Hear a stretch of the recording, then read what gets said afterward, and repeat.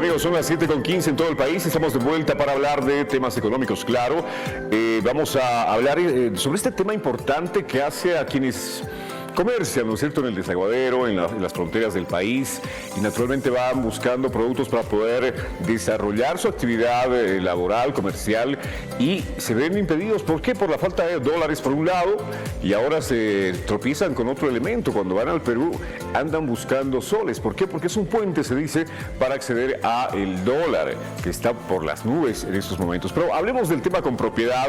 Voy a saludarlo a Martín Moreira, él es analista político, con quien vamos a hablar acerca de este tema. Martín, ¿cómo está? Buenos días, un gusto. ¿Qué tal? Buenos días, un gusto estar en primera impresión. Para mí es un honor que me hayan invitado y dispuesto a hablar sobre este tema tan coyuntural. Y hay notas y hay cosas que hay que hablarlas en este punto.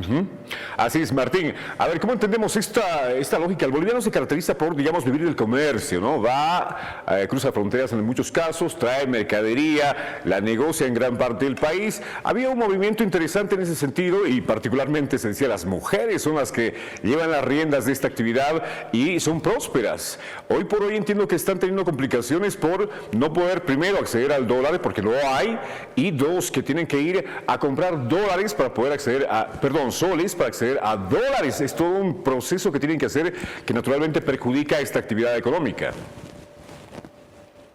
En primer lugar, hay que decir que toda esta gente que trabaja en las fronteras, no todas, por lo menos un 90% son contrabandistas, ¿no? Ojo, porque son personas que causan mucho daño a la industria nacional en primer lugar.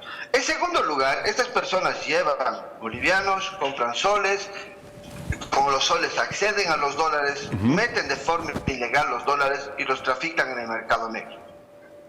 Esa es una de las realidades. La otra realidad, entran con bolivianos, compran productos en el desaguadero, productos en el lado peruano, los introducen y los venden al precio de cambio del dólar en Bolivia, o sea, más caro, ¿no? Entonces, esa es una realidad que se está viviendo en este lugar. Pero también hay otra. Ayer, en un medio de comunicación peruano, no sé, te voy a pasar el número el nombre del medio, no me acuerdo en este momento, pero se ha encontrado 330 millones de soles elaborados en una vivienda, de dólares falsificados, y todos tenían la dirección del desaguadero. Y textualmente decían los falsificadores, es que en el desaguadero la gente boliviana está comprando soles y necesitan soles y lo estamos vendiendo mucho más caro. Entonces, ¿qué quiere decir esta noticia? Quiere decir que hay mucha gente que está yendo al lado peruano, está comprando soles y está comprando dólares. ¿Para qué?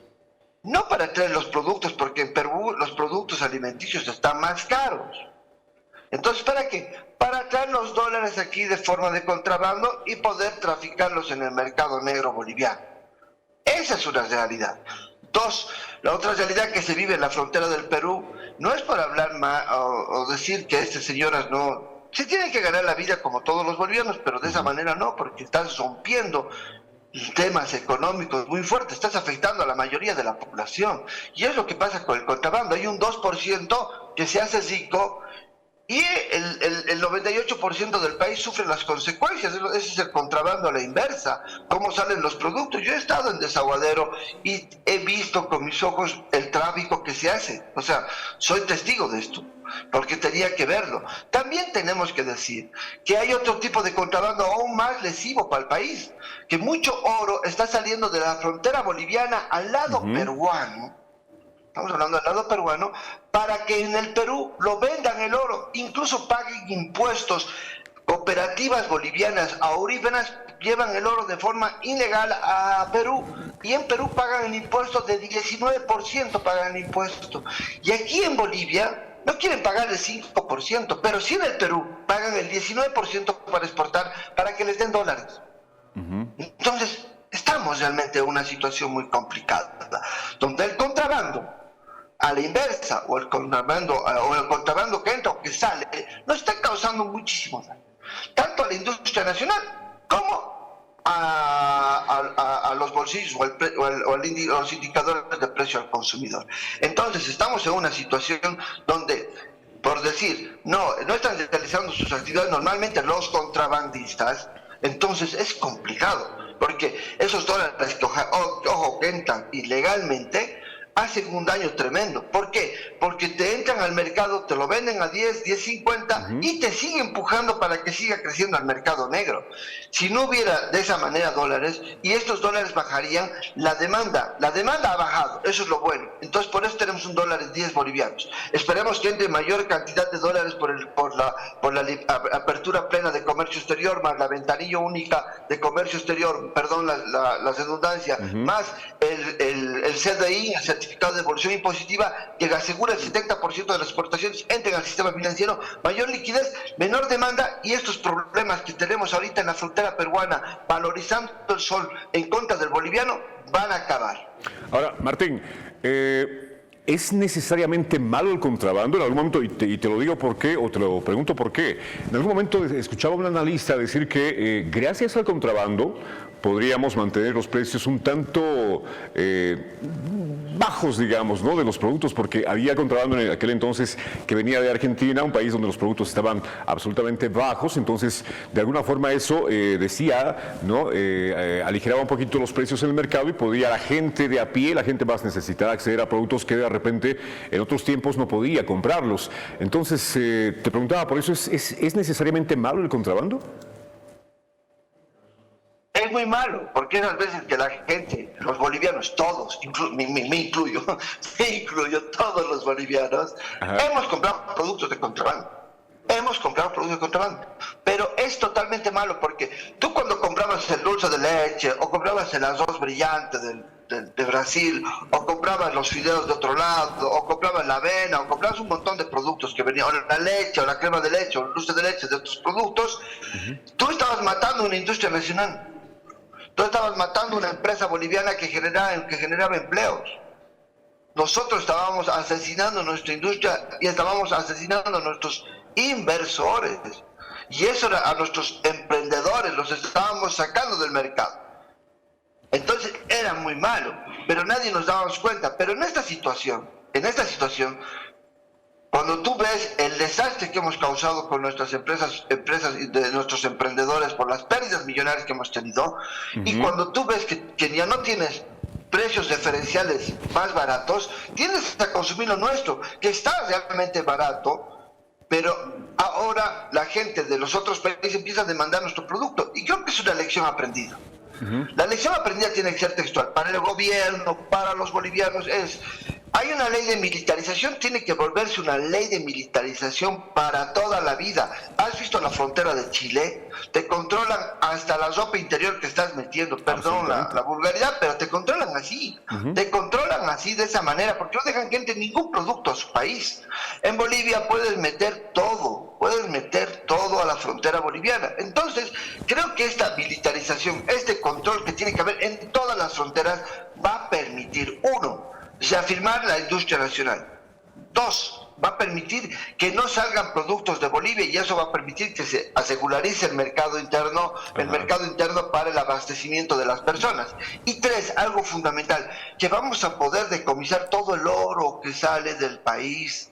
Todo ese oro que debería ser para las familias bolivianas, esas divisas que se debían crear. Y para cesar esta segunda intervención, te comento que este año no vamos a llegar a los 7.000 millones de dólares en exportaciones de oro, vamos a llegar a la mitad, a 3.500, y es por culpa de estos contrabandistas que están pagando impuestos el 19% en Perú y no quieren pagar aquí el 5% en Bolivia. Bien, Martín, tú hacías énfasis en un tema que es importante, ¿no? El tema de los controles. Por ejemplo, han habido varios documentales y es un vox populi, ¿no? Cuando la gente va a la frontera, por ejemplo, o iba a la frontera con Argentina, veían cómo hay un punto de control, una casetita, y los contrabandistas estaban internando productos a 2-5 metros de ahí, cerca a la caseta de control, y los policías estaban mirando, quienes estaban a cargo del control, mirando y no decían nada. Era como que estaba normalizado aquello. Entonces, es importante los controles en este caso, creo yo. Otro tema, el control de las fronteras, como tú decías, en otros países vigilan toda la frontera y evitan que tú puedas meter contrabando. Aquí en Bolivia, de repente, no sé si es el tema, la capacidad, digamos, de recursos humanos que deban controlar fronteras, pero nos enfocamos en un punto, cuando a 10 metros están cruzando a diestra y siniestra y nadie dice nada. Hay muchos documentales que han denunciado esto en varios canales nacionales e internacionales y parecería que el gobierno se hace de la vista gorda. Y el tema del oro que tú hacías mención también, se sabe que lo que vemos en cifras son lo declarado, pero se dice también, ¿no?, en el ámbito de la minería que una gran parte, mucho más del 50%, sale de manera ilegal sin registrarse en las entidades gubernamentales donde deberían justamente registrar cuánto están exportando estas cooperativas o empresas mineras. Ahora, en primer lugar, eso que tú dices de las casetitas, te doy toda la razón. Eso, ¿sabes qué se llama? Corrupción. Eso se llama corrupción. ¿Por qué? Porque, y hay que decirlo con todas las letras, corrupción. ¿Y qué hace el Estado? A mí me parece interesante lo que ha hecho el Estado, que ha dicho, bueno, pena a los contrabandistas de 14 años. O sea, lo vas a pensar 4 veces antes de ir a meter contrabando. Y creo que la pena debía ser más dura a los funcionarios que facilitan el contrabando. Debían darles 30 años como homicidio. ¿Por qué como homicidio? ¿Por qué digo eso? Porque estás atentando contra las familias, contra la economía boliviana y por ende estás atentando contra la vida de las familias. Va a haber familias que esta noche, por culpa del contrabando, no puedan comprar leche a sus hijos, comprar pollo a sus hijos, comprar huevo para sus guaguitas. O sea, a ese grado estás llegando. Y no te estoy hablando de locos, sino te estoy hablando de una realidad que estamos viviendo.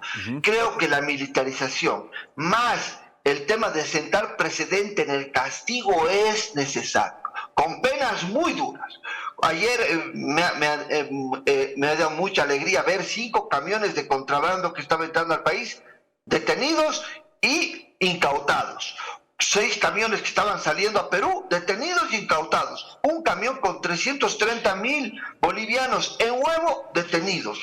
Esas son señales que queremos ver los bolivianos, pero estas señales se tienen que quedar toda la vida, como política de Estado se tiene que quedar. Y por ende, y lo del oro, para mí lo del oro realmente es vergonzoso. Vergonzoso. ¿Por qué te digo que es vergonzoso? Porque tú les dices a los cooperatistas, miren, cooperativistas, van a pagar solo el 5%, exploten el oro, así. Y los cooperatistas dicen, bueno, vamos a explotar. Declaran, como tú dices, el 50% y el 50% lo sacan del país. Y ahora se han vuelto todavía más cínicos estos señores, que el 50% lo llevan a otro país y pagan el impuesto de ese país, el 19%. Ajá. O sea, no hay derecho. No hay derecho con los bolivianos, no hay derecho con el Estado, que les permite, les dice, ya bueno, les vamos a dar ya para que produzcan ya. Pero no hay derecho con la confianza, no hay derecho con el país. Entonces lo que yo planteo desde mi esquina, es que nacionalicemos el oro para los bolivianos. Les quitemos a las cooperativas el oro boliviano y que se haga cargo Comibol y que toda esa gente que trabaja ahí se vuelva trabajadora de Comibol y el oro cumpla. 1, medio ambiente. 2, porque la Comibol va a hacer cumplir el medio ambiente. 2, que el oro entre por las bóvedas del Banco Central para que lo comercialice esta entidad.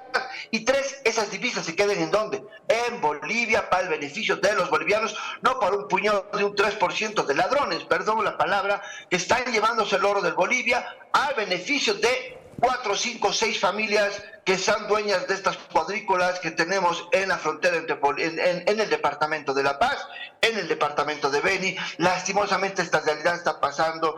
He tenido que ir a verlo con mis propios ojos, lo he visto y digo que realmente estamos en una situación muy complicada con el tema del oro. El Estado tiene que tomar medidas y creo que los 11 millones de habitantes le vamos a apoyar al Estado si toma las medidas que tiene que tomar y que tienen que ser adecuadas para el beneficio de los bolivianos. Así es, Martín. Bueno, en la parte final tengo un poquito de tiempo. Por favor, ¿cuáles son las soluciones? ¿Qué deberíamos hacer en lo social, por un lado, para mejorar la economía del país? ¿Y qué en lo político? En primer lugar, en lo social. Tenemos que alejar la economía de lo político. Porque lo que pasa es que lo político está generando inestabilidad social. La gente, al estar inestable, demanda productos. Y al demandar productos, produce que estos vayan inflándose y nuestro indicador al precio del consumidor vaya creciendo. Algo que ha denotado el Estado es que teníamos una inflación de 1,51 en agosto, ahora tenemos una inflación de 0,88 en septiembre. Eso significa que ha habido un control que se ha regularizado.